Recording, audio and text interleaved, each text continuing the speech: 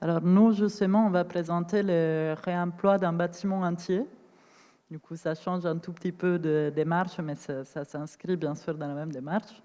Alors, on va commencer par quelques mots sur les bâtiments d'origine. La Poste du Louvre a été construite entre 1878 et 1888 par un architecte qui s'appelait Julien Gadet, et c'était un bâtiment emblématique des chantiers parisiens de la Troisième République, situé dans les premiers arrondissements, entre la rue du Louvre et la rue Étienne Marcel.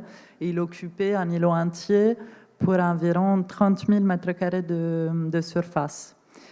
Il faut comprendre que ces bâtiments étaient une vraie usine monumentale en cœur de ville.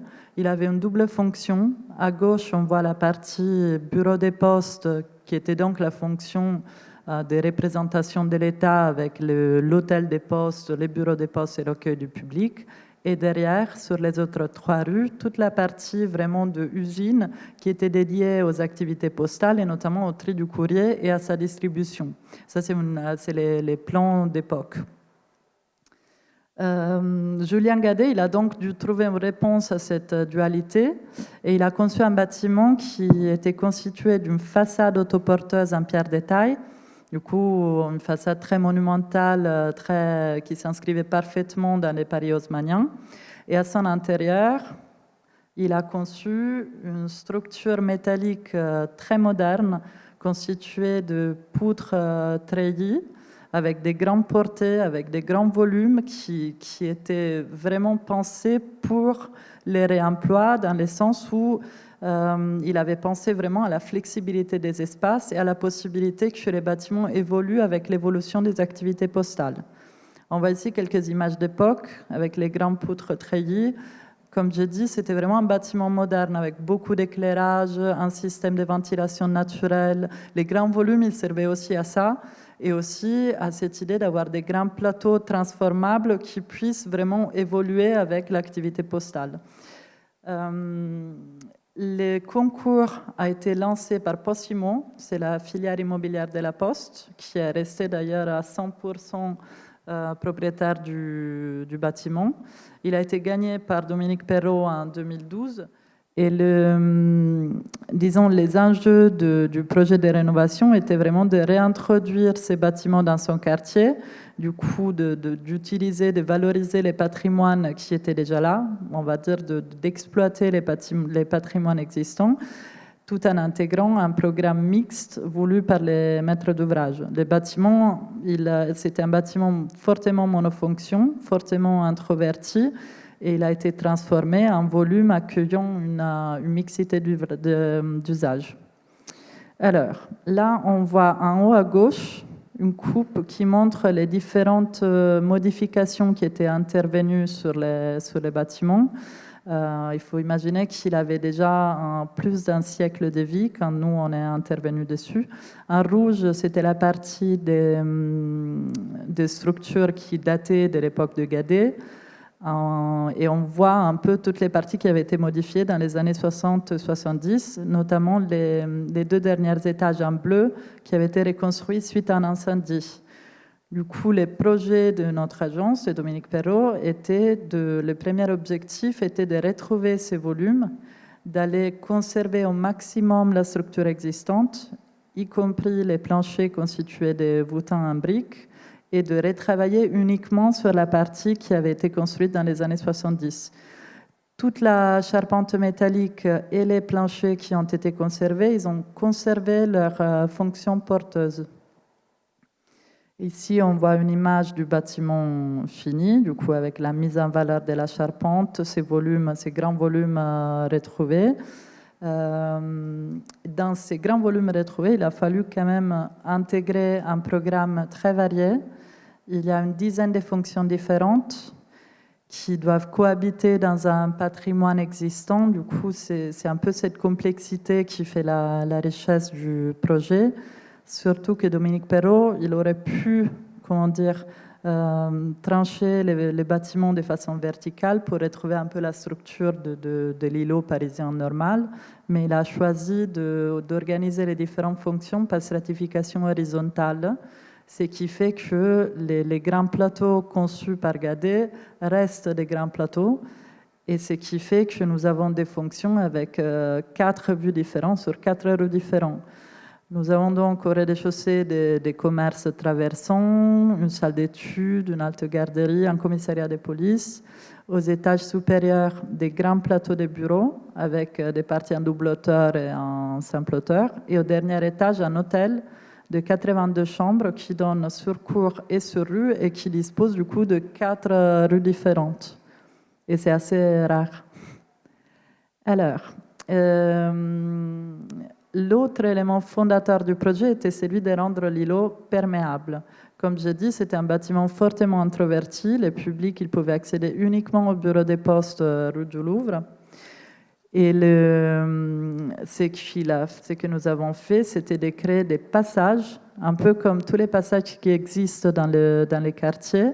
Il y a 5 passages qui amènent à la cour centrale, qui a été réouverte, qui est aujourd'hui à l'air libre et qui sera toujours ouverte au public. Autour de cette cour, il y a donc ça devient vraiment un lieu urbain où toutes les fonctions se développent. On voit ici un aperçu du traitement des façades sur cour. C'est un mur rideau très transparent avec le rythme qui laisse lire la stratification horizontale des façades. On voit ici une image de la cour depuis les plateaux de bureaux. Et ici, on a la coupe du bâtiment où on retrouve les éléments dont j'ai parlé. Nous avons 2 niveaux de sous-sol dont un a été creusé en plus. La cour centrale, on voit bien, même dans les dessins, les charpentes qui ont été conservées. Des entressols qui ont été créés, mais rarement en façade pour justement laisser rentrer un maximum de lumière. Et on voit surtout l'hôtel qui se situe au dernier étage, dans l'emprise dans les gabarits de la toiture existante. Sur l'hôtel, il y a une toiture-terrasse accessible avec une pergola énergétique constituée de panneaux photovoltaïques et de solaire thermique. Dans la continuité de cette volonté d'ouvrir les bâtiments au quartier, la façade en pierre a été restaurée, mais rendue plus peureuse par un travail sur les ouvertures. Les menuiseries existantes, elles ont été remplacées par des menuiseries courbes situées un peu en retrait par rapport à la façade, qui créent une sorte de double pot qui laisse rentrer la lumière. Et surtout, ce dispositif, il permet entre autres de pouvoir, disons, jouer avec les niveaux finis intérieurs. Nous avons pu notamment augmenter les niveaux finis plutôt qu'ajouter des mezzanines sans aller modifier le rythme de la façade existante. On voit ici des images de menuiseries courbes qui sont en acier, petit clin d'œil. Autre élément important du projet, toute la technique est en faux plancher, ce qui a permis notamment de laisser complètement dégager les boutons qui sont occupés uniquement par les luminaires. Et voici, alors tout ça, ça a l'air assez simple.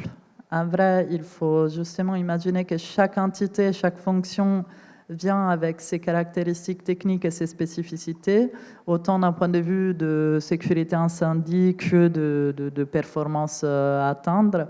Et l'hôtel, notamment, il se situe au dernier étage et il a fallu l'isoler avec un degré feu de 2 heures par rapport à tous les autres établissements. Nous avons donc construit une double dalle au niveau, disons, de la toiture existante.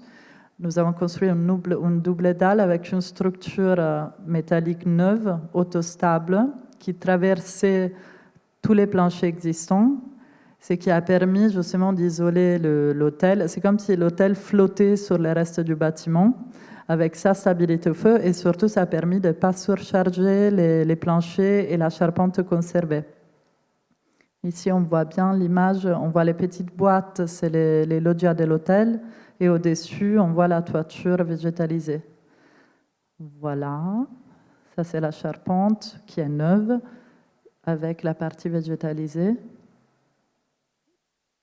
Et là, ici, je voulais juste vous montrer justement les grands plateaux conçus par Guadet fin 1800, qui ont été réutilisés et qui permettent dans un seul plateau, qui peut être pris par un unique preneur, d'avoir une grande diversité d'espaces et une grande diversité de traitements. Tout ça, c'est le même étage.